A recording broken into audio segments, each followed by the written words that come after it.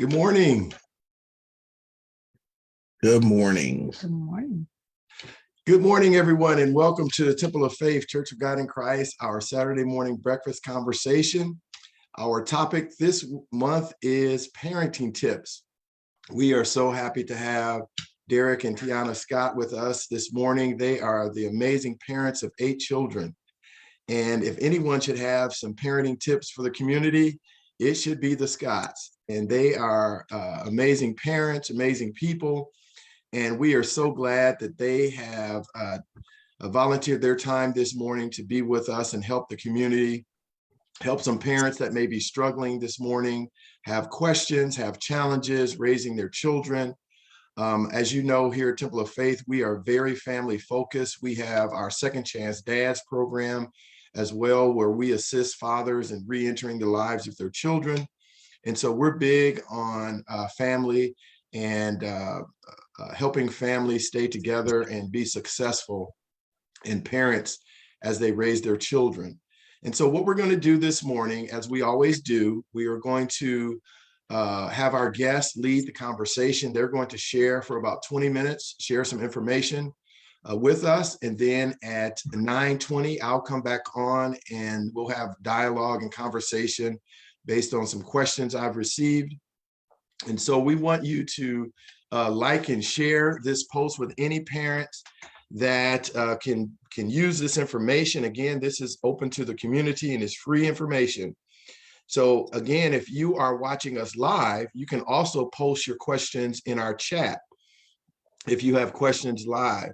Also, this will be posted later on our YouTube channel at Temple of Faith. So we want you to share this information with others so that we can have an impact in our community. So welcome this morning, Derek and Tiana. We appreciate you joining us this morning. I want to move so you can share the great parenting tips that you have prepared for us. Thank you. Well, thank you so much for having us. Yes, it's an honor to be here this morning and sharing with the community. And we're going to jump right in. I'm Derek Scott, and this is my wife, Tiana Scott. Tiana, and we have been married for 15 years now, together for almost 21 years, but 15 years. And as Pastor Gary mentioned, we are the parents of 8 wonderful children. And so we've been parenting for 14 years now. 14 years. We were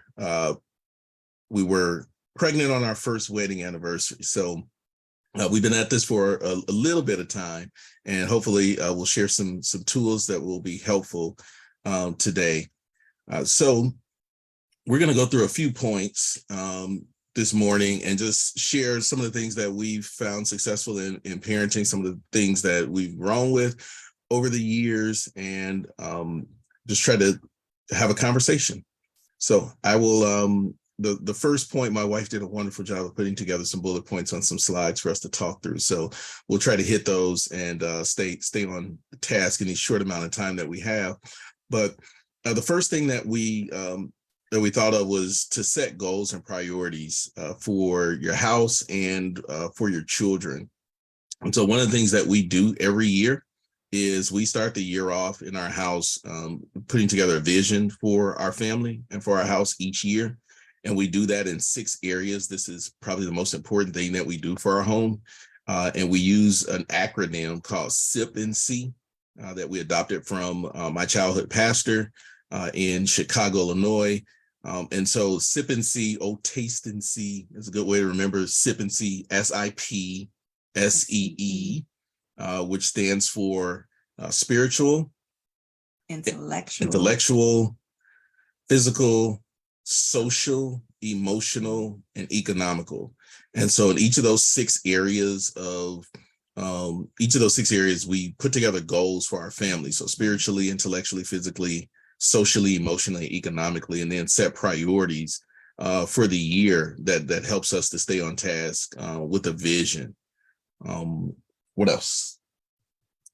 So if this is a part of your vision planning. So if your vision is not written out on the wall so that your children can keep them before their eyes, then the house perishes almost. So if you're not keeping before them, like, hey, we set a goal that everybody was going to keep their room clean, and then put it on a chart saying, hey, did you check the box, did your room get clean? Did you brush your teeth? Did you comb your hair?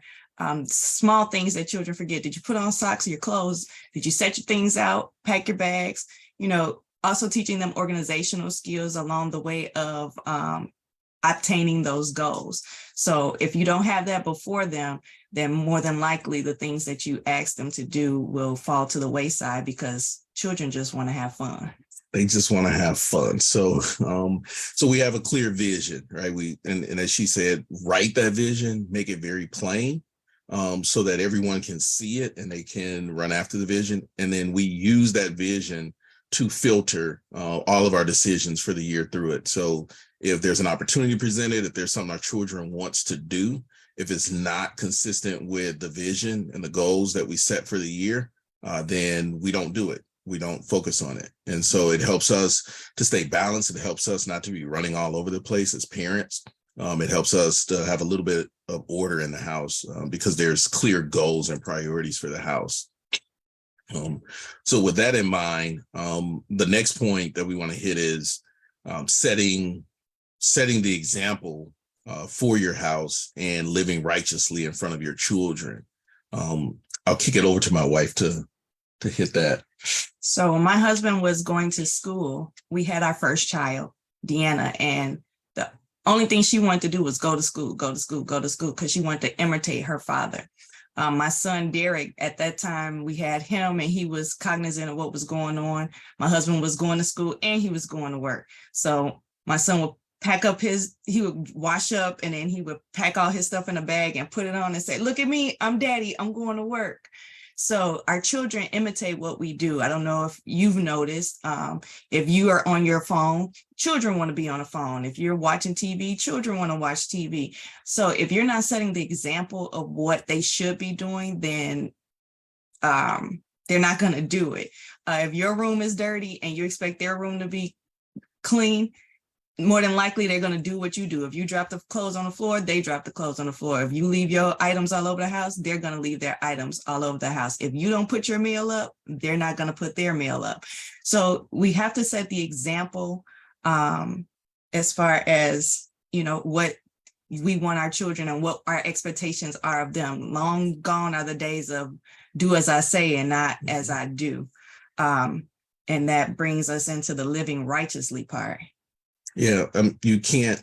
So one of the things we always say is you can't expect from your children what you don't put into them. And so it's hard to ask them to do something that you haven't told them to do. But more importantly, it's also difficult to ask them to do something that you haven't modeled for them to do. And so that requires us to live righteously in front of them. Doesn't mean we're always going to be perfect, but even when we make mistakes, owning those mistakes, I think we've learned to have good dialogue with our children around things that we do that's not perfect, because they see it and they know. And so to glance over it or to act like it doesn't exist, or to act like you're being perfect and you're not, your children see that. And I think they can appreciate the honesty and having dialogue in the home about when you're not perfect, when things don't go the way that you want them to go, when things don't happen, and how you respond to that. That's the most important part, because how you respond models how they'll respond when they're faced with adversity, when they're faced with difficult challenges, or when they fail. And it should be okay to fail. There should be a safe space to make mistakes, to fall, but to also encourage not staying there, to not continue to fall, to continue to make mistakes, but to learn and to grow. And as they see you doing that and modeling that, it sets a precedence for them to do the same thing. Yeah. And I would be remiss if I didn't point out, like, the fruit of the Spirit. If you're living righteously, if you're living the way God has laid out for us and upright standing with God, then, you bear his fruit. And if you're bearing his fruit, then it's okay. Like, you shouldn't have any issues with loving your children or having patience with them, being long suffering. Because let's be honest, we train them up in the way that they should go. And they may, like my husband said, falter and do some things that, we wouldn't like for them to do, but because we suffer along with them, we love them, and we continue, striving with them in this thing and letting them know we're partners with you. They'll have confidence in you as their parent that, you want to see them do well. And one of my favorite things is Proverbs 10:24 says, the fear of the wicked shall come upon them, but the desire of the righteous shall be granted. And so with that, you have a desire in being righteous, that your children be righteous, God will grant that thing for you. Yeah. So with that, monitoring or just modeling good behavior, there comes along a responsibility as a parent to monitor what your children are taking in. So the next point is monitoring screen time and also what your children take in, whether it's music, whether it's what they watch.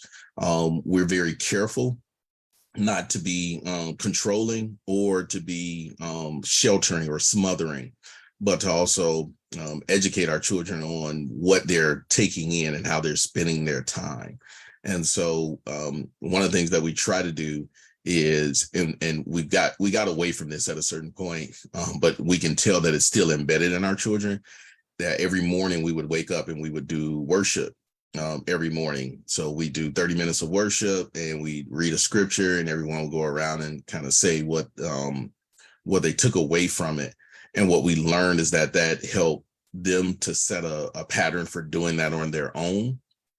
Even after we stopped doing it as a family, they continue doing it on their own. And we'll see them getting away from spending time in the Word, or spending time doing things that are productive and being on their phone, being on their devices. And so monitoring their screen time, monitoring the amount of time they're spending in front of the TV, becoming zombies, desensitized to what they're being fed, what they're listening to. Yesterday, we had a conversation even with one of our children about certain music, saying, hey, look, we're not gonna lie to you. We listen to a little bit of everything. As teenagers, as young adults, we were listening to a lot of things, but as our spirit got more sensitive to and more discerning, there's certain things that we just stopped listening to because we couldn't continue to feed our spirit with those things. And so having those conversations, I think, are very important to protect what the ear gate, what the eye gate is taking in, because those are the entryway to your soul. And if you allow yourself to continue to be fed with different things, it's hard to expect your children to do something when they've been feeding themselves something that's counterintuitive to that. Right. And there are studies that show that when you blink a certain amount of times without looking at a screen or having light before your eyes. Well, what the TV does is as you look at that light, it reduces the amount of times that you actually blink by like 60%.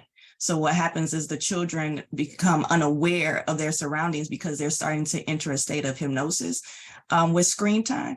And with that, whatever the screen is showing them, whatever the TV show is getting embedded down in them. And they don't have a filter to say like, no, that's bad and that's good. They're getting all of it. And even though that they know I should do good, that bad also entered in. And so we have to be mindful of what we allow our children to watch, even though it may be a good show. Yeah. So this next point is one of our favorites. And it is, when people ask us like, you have 8 kids, how you doing? 8 kids. I've got 2 kids. I have 1 kid and I'm about to go crazy. This next statement is, don't worry about tomorrow. Don't worry. Don't worry about tomorrow. Our favorite script, one of our favorite scriptures is take no thought for tomorrow. So don't be anxious for anything. Don't take thought for tomorrow, what you'll put on, what you'll wear, how the children are going to take care of themselves. If God gives them to you, he will take care of them. God will provide. The Bible says that children are an inheritance of the Lord. They are his heritage and his inheritance. Right. And so that means he's responsible for taking care of them. They belong to him. You're his custodian. You're his steward of the children while they're under your care. But ultimately, it's his responsibility to care for them. And so if he gives them to you, he's going to provide. So there's some things that we might find important, or we might think we want, we might think we need, but we don't. As life goes on, there's things you'll figure out, like it was that wasn't necessary. And not only does God bring with children, does he bring blessings, but he brings wealth with children. Children bring the inheritance of the Lord. And so we, with 8 children, have never found ourselves lacking or in need. God is always taking care of our house. And so what we've learned to do is stop worrying about tomorrow. If we want to go get ice cream, we go get ice cream. We're not reckless, and we're not, what's the word I want to use? We're not wasteful. Right. So we're not reckless, we're not wasteful, but we also are not overly concerned. We're not worried about, oh my God, Pampers tomorrow, or right. If you got 2 Pampers sitting on the counter and you're not sure where the next set of Pampers coming from, don't worry about tomorrow. God will provide Pampers for tomorrow. There were times we were out and not sure how we were gonna pay for the next meal, but we went out and got this meal, and while we were there, somebody paid for our meal while we were sitting in the restaurant. Very early on in our marriage. And so God will take care of his, and there's no reason to worry about the provision that he'll make for tomorrow. Absolutely. I'll let you tackle the next one. And this next one is be present. While many of us, or many parents, may not have the time to actually always be with their children and have somebody that is a part of their household to watch over them, still in those times that you are together, be present. Children like when you listen to what they have to say. They like to glean from you and get your opinion on things. But if you're always busy, always cleaning, when do they find that time? Even now with our children upstairs, they're like, no, don't go downstairs. We want to hang out with you. So I spent a few minutes with them before we came downstairs. And children want to have fun, like I said earlier, and you should have fun with them, because those are the memories that they remember. They'll remember whether or not mommy and daddy were always cleaning and doing what they wanted to do, or if they spent some time with them and had fun together. I was sort of raised with this idea, like the parent is not your friend or your playmate. And I had to throw that notion out the window because they expect me to play with them. So I did Scrabble, I do Monopoly, we hang out, we read books together. And I think another point here is balance. I get this question a lot from colleagues or people just professionally who see us on social media, and they're like, you're always spending time with your family. How do you find the balance to do things? And I think you have to be able to say no to stuff and prioritize your family. I see family not only as my first commitment, but I also see it as my ministry. And so my first service is to my children, to my family. So we have something in our house each week. Tuesday nights is date night with my wife and I, because as parents, we need time to get away without the kids. We've done that for the last 14 years. We have not, we can count on one hand the number of date nights that we've missed. That doesn't mean that we don't go out or that we always go out. Sometimes date night is in the house, but it's really intentional. Where we shut down phones, we shut down devices. We don't answer emails. You can't bother us. That's our protected time to spend together and continue to sharpen each other. Have best friend moments where we get to talk very candidly with each other, share our own struggles in a judgment-free zone, and then make sure that we're continuing to build ourselves so that we can continue to serve our family. And then every Friday night is family night. So last night was family night. Whether we stay in, whether we go out, we spent several family nights consistently just watching every episode, every season of The Cosby Show. And that gave us an opportunity to really have conversations with our children about some of the themes that were coming out of The Cosby Show, and having some great conversations about some of the lessons that were being taught on some of those shows. So balance is very, very important. Protecting time, being very intentional about giving your children time. And they know that, those Friday nights when they come up, that's the time for them to, hang out with us. They got stuff planned. They're ready to They're very protective go. of their night. And so we are very protective of it and try to make sure that nothing comes up in that place. So we may get invited somewhere. We say, hey, sorry, that's Friday night. That's family night. And so those are ways that we try to continue to protect our balance and time. Well, that is great. We appreciate all of the great information that you guys have shared. Of course, there's questions. I want to start with your statement, don't worry about tomorrow. You have parents that are frazzled because they're not sure how they're going to provide. So how did you get to that space where both of you concluded, we're just not going to worry about it? It was 2012. I heard the Lord say, take all the clothes that you were holding on to for the children and make space, because we were running out of space.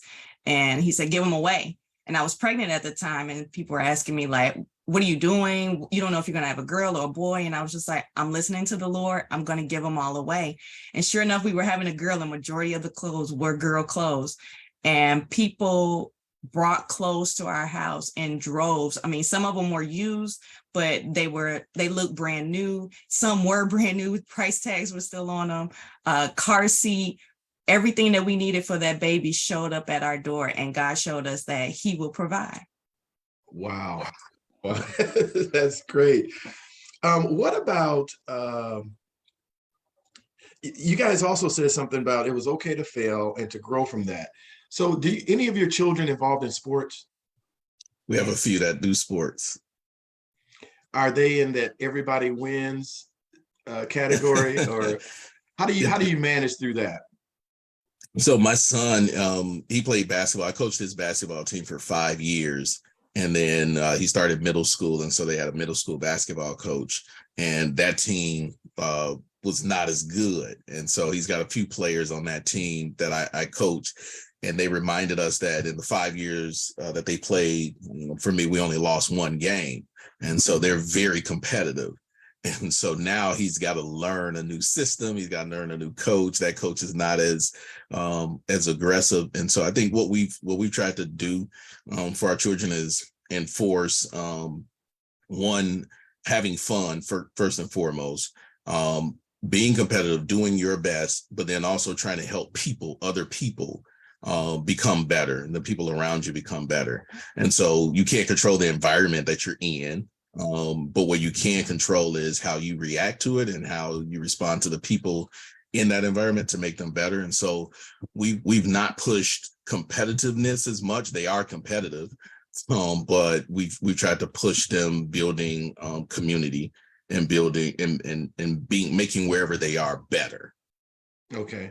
What about the parent that may not be financially at a place where they can support their child or their children in after school sports? What resources are available? Ask. So the one thing we've learned as parents and just in life period is to ask, especially in our community, Black and brown folks, we have a hard time asking for help. And a lot of times there are resources that are available that you won't know if you don't ask. Okay. A big piece of what we always talk about is financial literacy, where we sat down with little to nothing back in 2011-12. We had $120,000 in debt, and we put together a 5-year plan to try to eliminate it. And we weren't making a ton of money. I was making like $45K a year, and with one household income. But because we had a plan and a vision that we stuck to financially, in 3.5 years, that debt was completely eliminated. Not that we paid all of it, but we found miracle after miracle. There was some debt cancellation notices that we got. We called to make some payments, and folks were like, you never owed us money. So I think it's starting where you are, being a steward over the resources that you have, and having a really clear financial picture, having a budget. If you only make $100 a week, have a budget and have it really clear what you plan to do with that 100. And then I believe God honors your faithfulness and commitment to that. And then as you ask for help, there are resources and people who will come along, the school districts. There's other organizations, rec and ed organizations in your community, the park district. all of those places have free resources that sometimes you just have to ask. Okay. Yeah. Okay.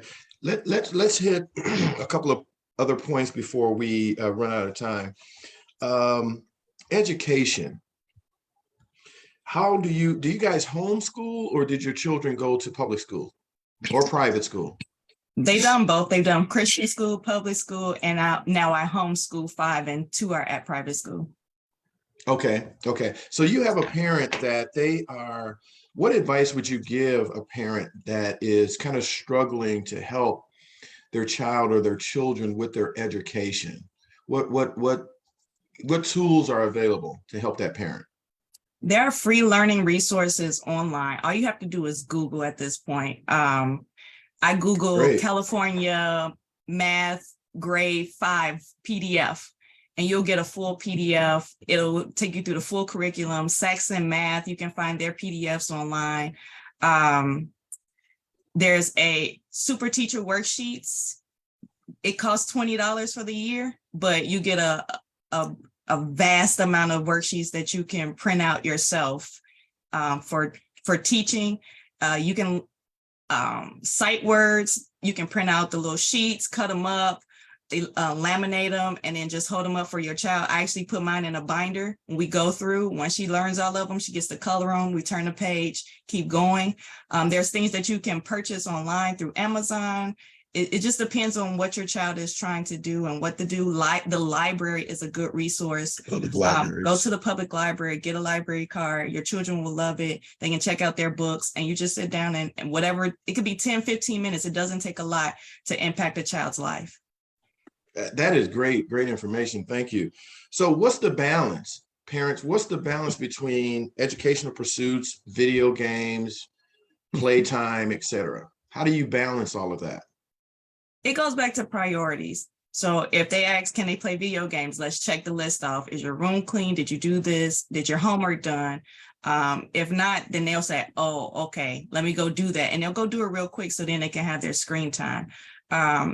We used to do an hour. Well, no, 2 hours out of the week is more than that now. But we also, we do educational TV. So they know if they're watching television, it has to be educational. They have to learn something. Oh, wow. So you don't allow your children just to watch any and everything. I think you guys mentioned that earlier. So you monitor what they watch? They self-monitor now. I think we set a sort of expectation. Like we set an expectation. Like we want you to think responsibly about how what you watch and how you do this. So a lot of times when they're turning on the TV now, the older kids will monitor and say, I don't think we're supposed to be watching that, or I don't think we're supposed to look at that. And we don't have to say much. So I think one of the things that we always say is start early and often with discipline. And so if you do that, you don't have to, like, rarely do we whoop, we don't spank. Often it's not because we don't believe in it. We don't have to. Because we started really early and often with saying, no, that's wrong. And this is our expectation of how you use your time, how you treat people, how you interact with the neighbors' kids outside. Reinforcing that stuff really early allows them to sort of set their own expectations. Wow, you walked right into my last question. I wanted to talk about discipline in the last minute that we have. Derek, are you the drill sergeant? How did you instill? Your wife is saying no. How did you guys instill discipline in your children as you were raising them? We're soft. I'm soft. But when my wife was 9 months pregnant, I went to South Carolina with my brother's pastor, stayed with him, and he had the most well-behaved kids in the world. And I asked him, I said, how are your kids so well-behaved? What do you recommend? He said, beat them early and often. And I was like, what? I have not seen you beat a single child. He said, what I mean is, he said, start early. He said, when a 6-month-old smacks mom in the face, he said, we think it's cute. He said, but no, you grab the hand, you tap and say, no, don't smack mom. And if you start to establish those boundaries early, you won't have to discipline them later. And so that helped us to say very, very early on with the 1-year-old all the way down to the 0-month-old to say, let's shape their behavior now so Mhm. that as they get older, those are things that we don't have to necessarily discipline on. So I really don't have to be the drill sergeant. I let mom do the hard, heavy lifting, and then if I have to show up, they know like, okay, it's serious. Like dad's mad now. We're in for it. And Okay. I do a count 5, 4, 3, 2, 1. If I call your name and you're not coming fast enough, I count down from 5. And with that, the babies catch on because they see it happening. And so when I start counting with the baby, here she comes. She's like, nope, I don't know what will happen, but everybody else runs when that count starts. So I'm running.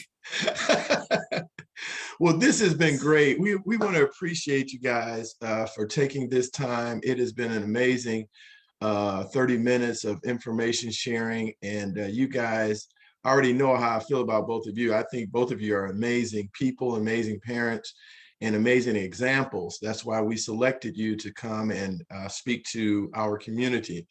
So we appreciate both of you. Any closing tips before we go? Just the last final tip is financial literacy. I think is really important, and in giving our kids an early jump start, getting them savings accounts, teaching them credit and budgeting tips. It's never too early to start anything with a child, but especially not financial literacy, and making sure that we're preparing our generation to become adults that can be viable in the marketplace and responsible and morally responsible. So I'd encourage anyone who has a bank. Credit unions are great for helping kids get started. All of our children have credit cards. They know how to use their credit cards. Our Wow. oldest is 14, but every That's last great. single one of them has a credit card. That's great. So teaching financial literacy, I think, is the one other thing that we heavily emphasize. All right, great advice, great advice. So we want to appreciate you again. And for those of you that are watching live and those that will be watching this later, we want to thank you for tuning in. Again, this will be posted on our YouTube channel as well. And to Howard County in the city of Kokomo, this is for you. This is a free ministry event for you. So please share this with your family and friends that may need some parenting tips. And of course, we want to invite you to worship with us at Temple of Faith, Church of God in Christ at 2117 North Apperson Way here in the city of Kokomo. Our worship on Sundays is at 12 noon. Our virtual Wednesday night Bible study, our Concepts for Living, is on Wednesday evenings at 6 o'clock Eastern Standard Time. We also want to encourage you to join us in the month of November. Our Saturday morning breakfast conversation will be Knowing Your Truth. Knowing Your Truth. In certain generations, certain families, there's a lot of secrets, a lot of things that were kind of kept. And so we're going to be exploring the revelation of some situations that may be challenging for you. So please join us on the second Saturday of November for our Saturday morning breakfast conversation. Have a great morning. Enjoy your breakfast, and we'll see you soon. Thank you.